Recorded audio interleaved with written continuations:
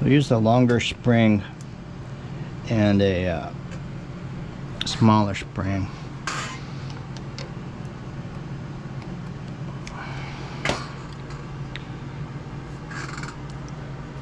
So I slide it on like that, and you get the idea.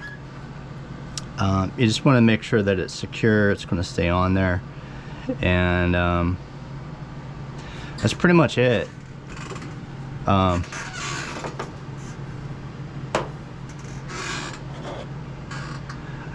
You'd have to like look up the pricing on these, but it's kind of the same concept as a suppressor or silencer for a gun.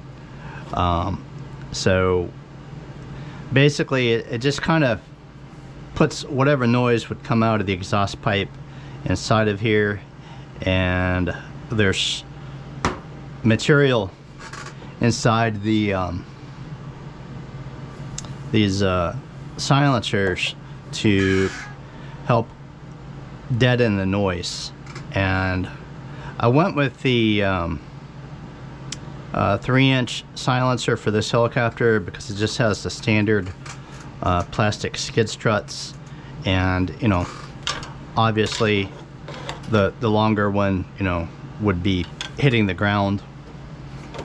The 6-inch one might have worked, but you would have had to put it up there all the way, and then also you'd have to be worried about the silencer hitting the ground. And I'm just going to make sure that, you know, this is on there securely. You know, I might try to bend that spring back a little bit more just to ensure that, you know, it's not going to pop off of there. But it'll make the helicopter a little bit more quiet. I mean, with a gasser engine, you're never going to get it you know, completely quiet, but it'll soften the sound a little bit. And finishing up, like what I was saying earlier about the engines, so I sent it to BH Hansen and Al, put in a bigger crankshaft, which converted it to a 300 max. So it gets a little bit more power. He ports some blueprints, these engines, and maps and blueprints them. He puts a lighter piston in there, so when he's done, you get a smoother running engine. But when you only have one piston, you know, that's inside there, like going back and forth, you know, it's always going to you're not going to be able to isolate that vibration. Whereas if you had a 4-stroke engine where you had 2 pistons that were going up and down like that, they would kind of counterbalance each other. But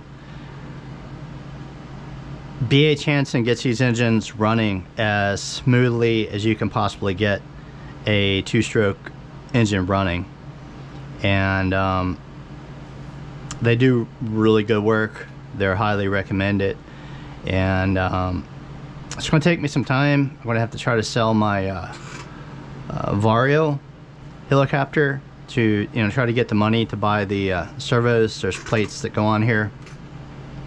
The version 1 of the Airstar Mongoose didn't have that removable plate, which made it a lot more difficult to, you know, put the servos in here. So with the version 2, you can just take the whole plate off, mount the servos in the plate.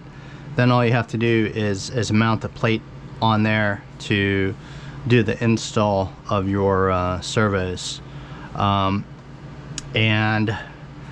I do not use gasoline with ethanol in it, because with your carburetor, they always used to have like a plastic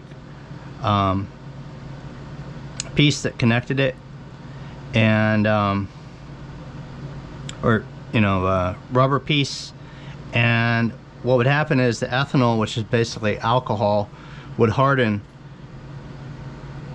that rubber with your gasket connecting the carburetor to the engine, And after about 1 year, after one season of flying, you would get like an air leak on there, and your engine wouldn't run right, and you'd always constantly have to be replacing that gasket on there. And the non-ethanol gasoline I buy, I get the VP Racing. That's really good.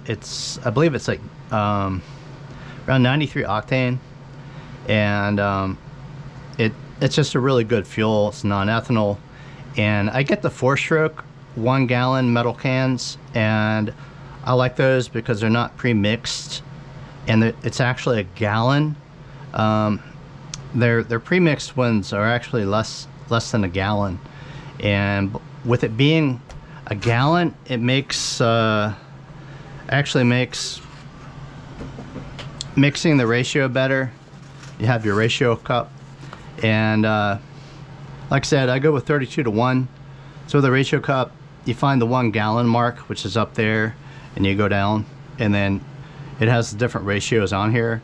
And I realize you probably can't see that right there, but I'll put, a mark with the magic marker, and this is 32:1. So basically, you just take your 2-stroke oil, get a real high quality 2-stroke oil. I've used different oils over the years.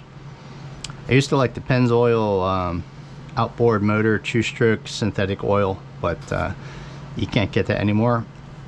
So right now I'm using the steel chainsaw oil, which is supposed to be like a really high quality oil. I've used AMSOIL in the past. I've used Redline, and guys on Run Rider, they would do experiments and run certain types of oil and then tear their engine down and look in there to see the best ones.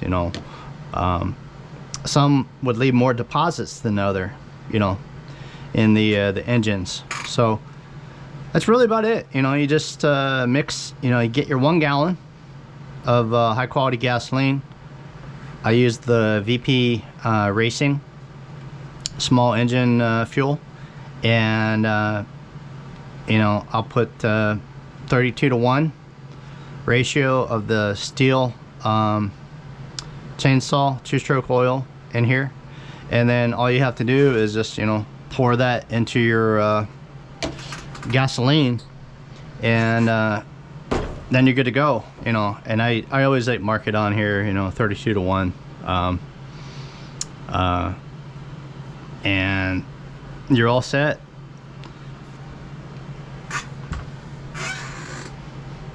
So hopefully I can get that other helicopter sold, so I can buy some servos, get some electronics in this helicopter, and get it all set up and get it out flying maybe this spring.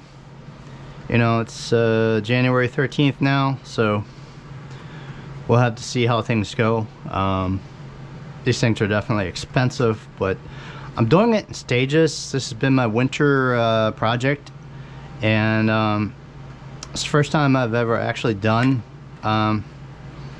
a pretty much total build, rebuild, overhaul, whatever you want to call it. And since it is my first time, I tried to simplify it.